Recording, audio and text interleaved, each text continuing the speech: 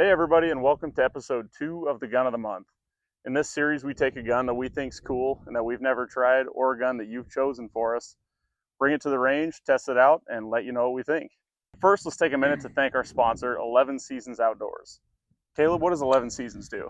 11 Seasons is a outdoor clothing company made by a couple friends of ours. From Wobie hoodies to light performance hoodies, keep you kind of cool when you're out in the sun. I wore some in Arizona on a deer hunt and never had an issue. To the merino wool that they're doing now, Which is super warm.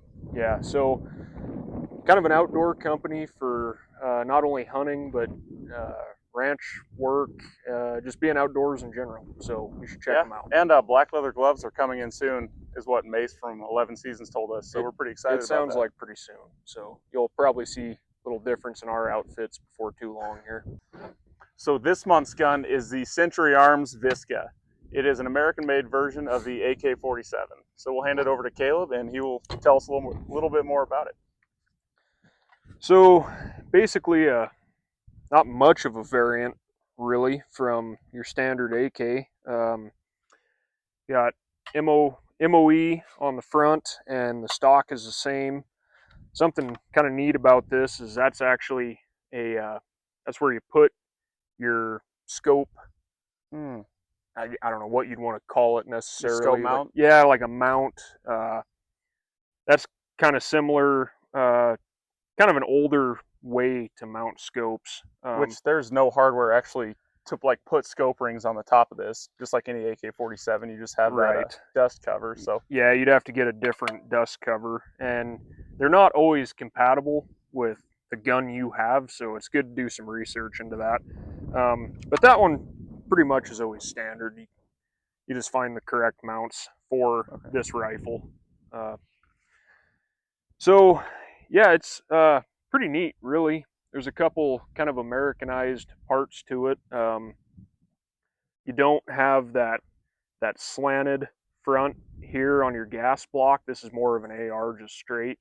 And same with the flash protector, which gives it a good look. AK-47, this is the 7.62 by 39 caliber.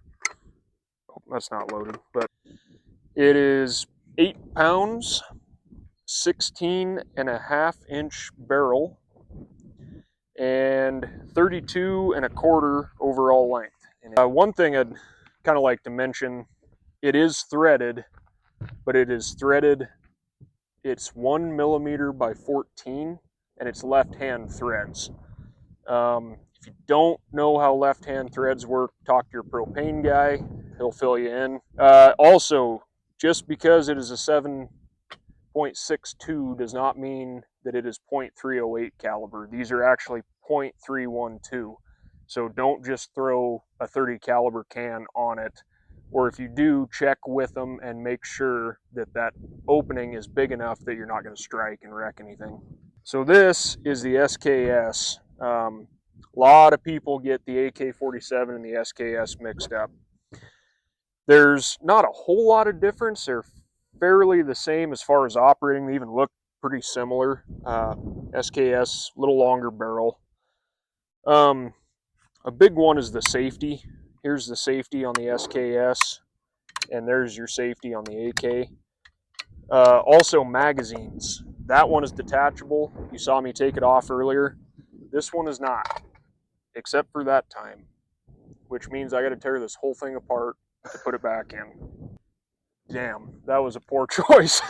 Shouldn't have pulled on that hard, but anyway, you can kind of see you got to take your trigger grouping out. It's a pain. It's kind of the major differences between the two. These were really popular with like your grandpas. I don't know why. They were cheap, but they're kind of fun. So we have a couple ways we're going to test this gun out today.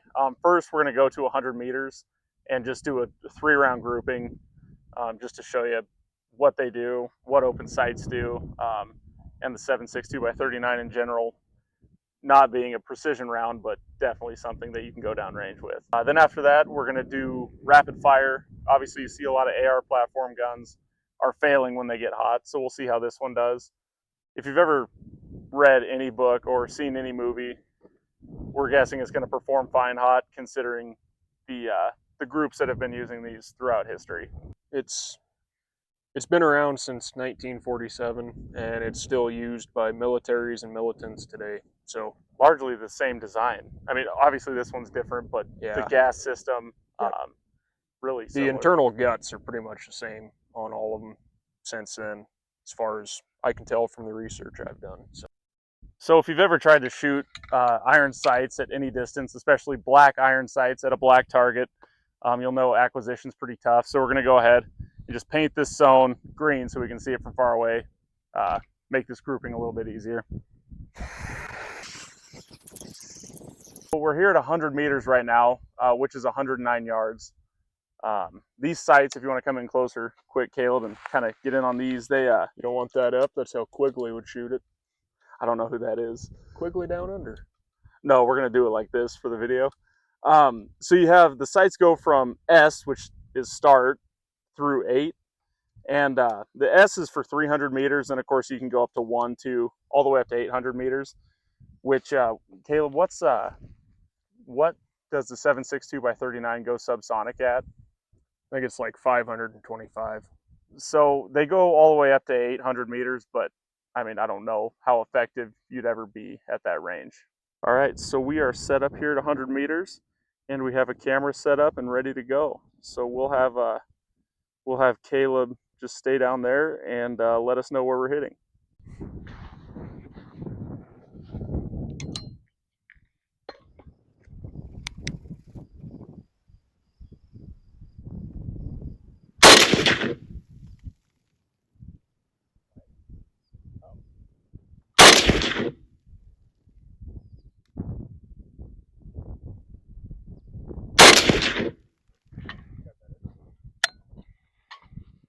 So here are the shots. I think it's in this order: 1, 2, and 3 right here. The first two, 4 inches apart, and then this one down here, straggler, just because I'm not a good shot. But for what this gun was designed for, that's pretty good. Now we're going to do some rapid fire tests, see how hot it gets. If it continues to function, I think it will. I'll probably start slow and then pick up as I go.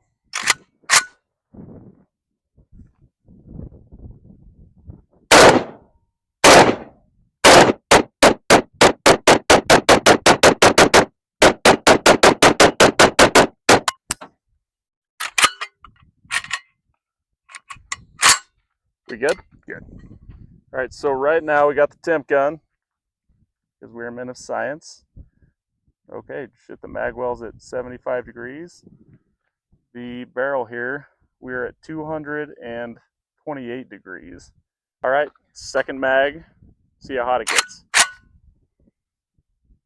little faster.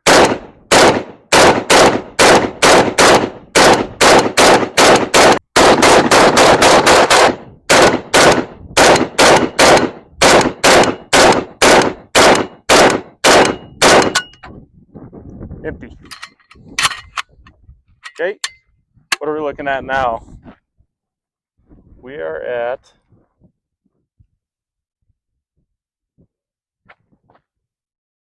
320 degrees up here. See how hot it really is. That's pretty hot. That's pretty hot. Yeah, looks pretty good. Ready to eat? Yeah, what'd you waste there? About $7? $6.50.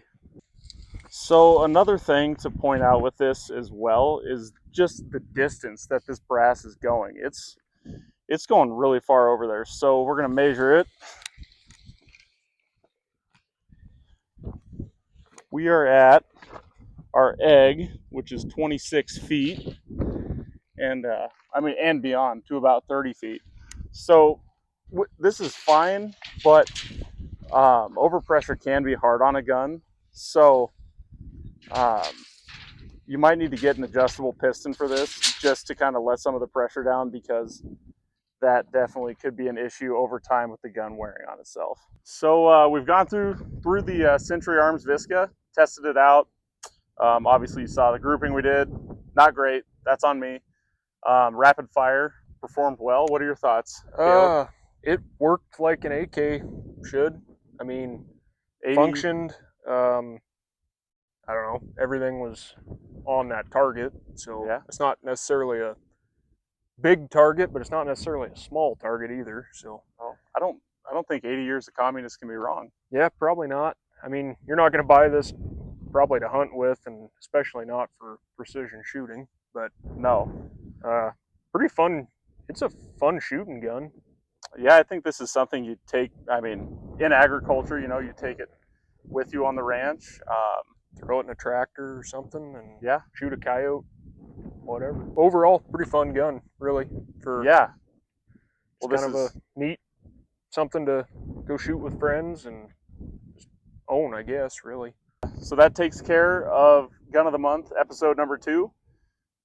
Thanks for watching, and let us know what gun we should do next in the comments. Y'all have a good day now.